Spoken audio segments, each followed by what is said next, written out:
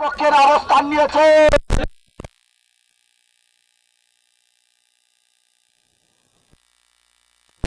এদের নাকি বাথরুম গুলো প্রস্তাব করে পশ্চিম দিক করে এরা কি ধর্মদ্রোহী না?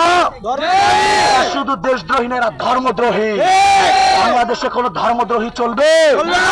ভারতের লেসপেন্সারি বাংলায় চলে? 24-এর জনতা মেনে নেয়?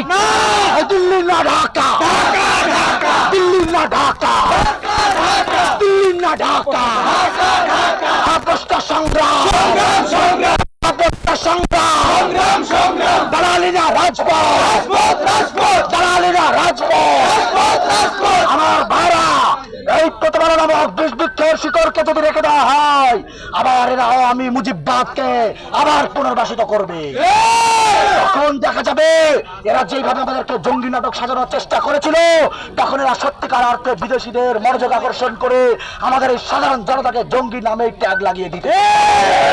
আমরা কি এই শান্তিপ্রিয় বাংলাদেশে এইরকম দুর্ঘটনা ঘটতে দিতে পারে? একটি কথা মনে রাখা চাই, বাংলাদেশ কিন্তু 56,000 বর্গ মাইলের না। বাংলাদেশের সীমা হিমালয় থেকে শুরু। কোথা থেকে শুরু? এই সীমা কে দিয়েছে? মানুষ দিয়েছে। কে দিয়েছে? আমরা কি বাঘ ভাল্লুক না বানর হনুমান যে আমাদেরকে সীমানা দিয়ে তার কাটার বেড়া দিয়ে আটকে রাখতে হবে? এই কাজ চলবে? এই কাজ করে ইহুদিরা ফিলিস্তিনের সাথে। কার সাথে? ফিলিস্তিনিরা মাজলুম। ভারত আমাদেরকে একটা কনসেন্ট্রেশন ক্যাম্পের মতো বন্দী করে রাখতে চায়।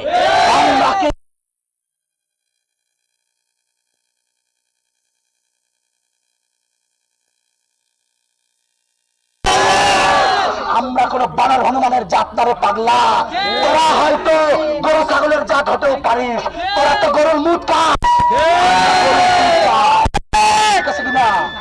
দিল্লির দালালি মেনে নেওয়া হবে? কোন প্রকার দিল্লির দালালি মেনে নেওয়া